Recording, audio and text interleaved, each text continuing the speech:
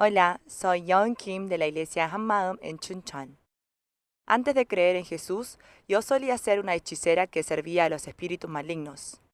En Corea, normalmente los hechiceros sirven a los espíritus ancestrales, que en realidad son espíritus malignos que se enmascaran como los ancestros. Un hechicero le dice las fortunas de las personas por las ayudas de estos espíritus malignos. Después de conocer a Jesús, me di cuenta cómo es esta tierra y que no es una realidad espiritual que solo algunas personas experimentan. No podemos ver con nuestros ojos, pero las cosas que se ven y las cosas que no se ven realmente existen. No me volví una hechicera de un día al otro. Yo veía y escuchaba a los espíritus malignos desde muy pequeña, pero mi mamá era peor que yo. En realidad, mi mamá también tenía que ir este camino, pero lo rechazó. Y crecí viendo cómo mi mamá fue atacada por estos espíritus. Y desde un día caminando en la calle, empecé a escuchar estas cosas. No vas a poder vivir una vida normal. Estás destinada a vivir como una hechicera que sirve a los espíritus. Pensé en que nunca sería una hechicera, pero contra mi voluntad empecé a ir a todas las tiendas de adivinas famosas en Seúl. Pero en realidad estaba viendo si estas tiendas eran buenas o malas. Cuando fui a esos lugares, me sorprendí en cómo reaccionaban los hechiceros. Decían que el espíritu maligno que me ha poseído era tan poderoso que no podía ver mi fortuna. Otro adivino me dijo, ¿qué haces tú acá? Tú debes saber más que yo. Tú deberías decir mi fortuna.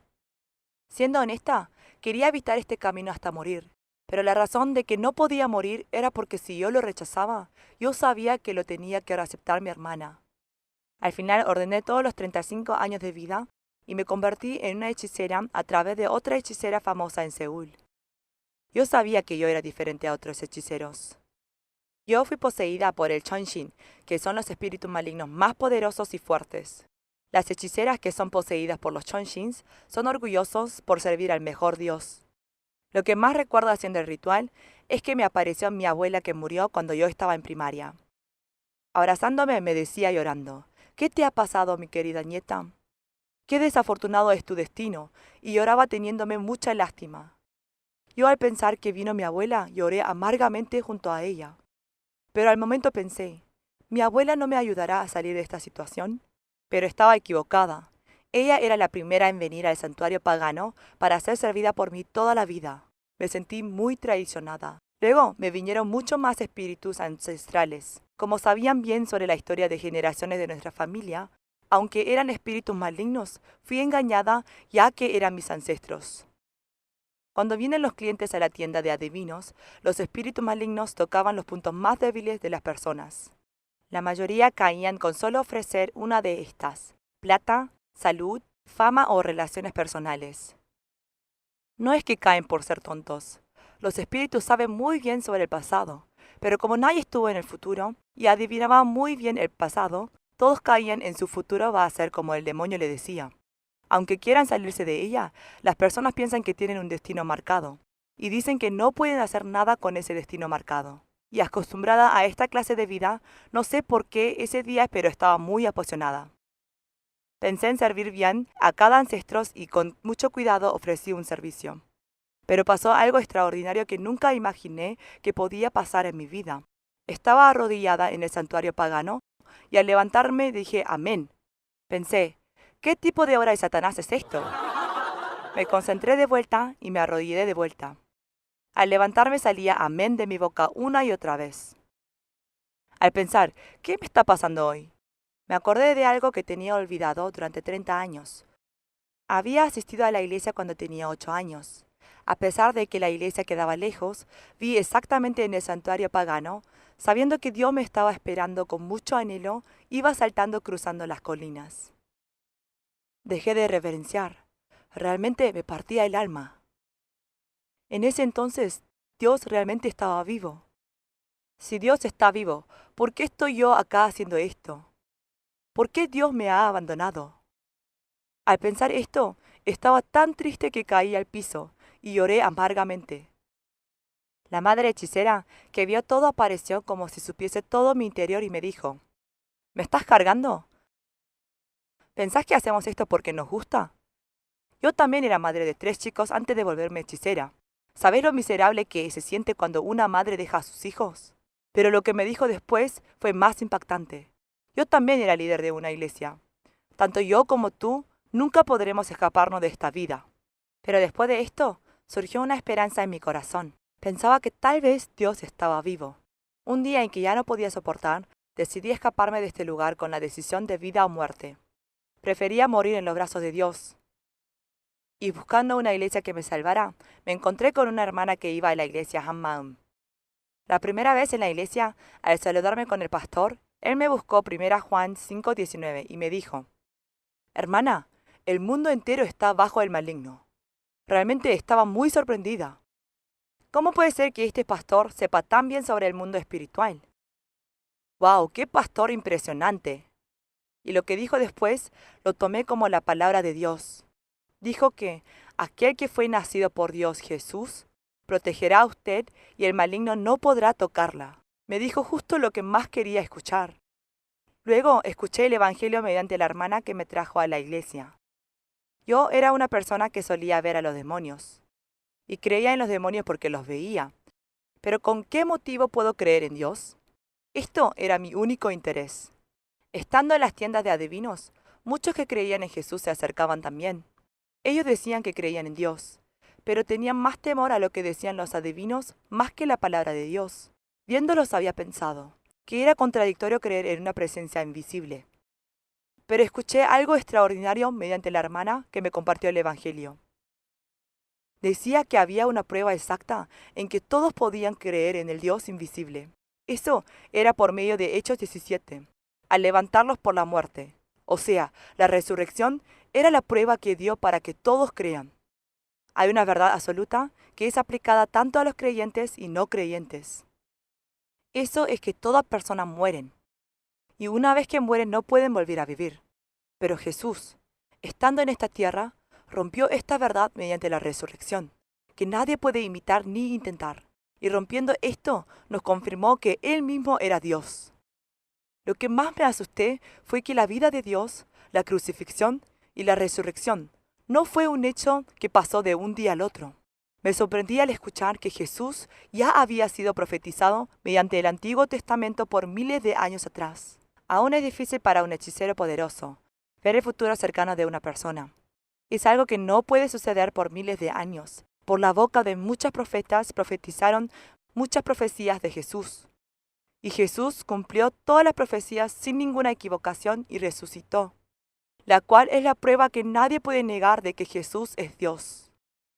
Además del Evangelio de la Resurrección, también me asombró las palabras del pecado. Y aún, el pecado original que Dios quiere que te arrepientas es el pecado de no haber creído en Jesús y seguir siendo tu propio dueño y vivir para ti misma, cuando nos ha dado prueba que todos pueden creer en Él. Dijo que eso era pecado.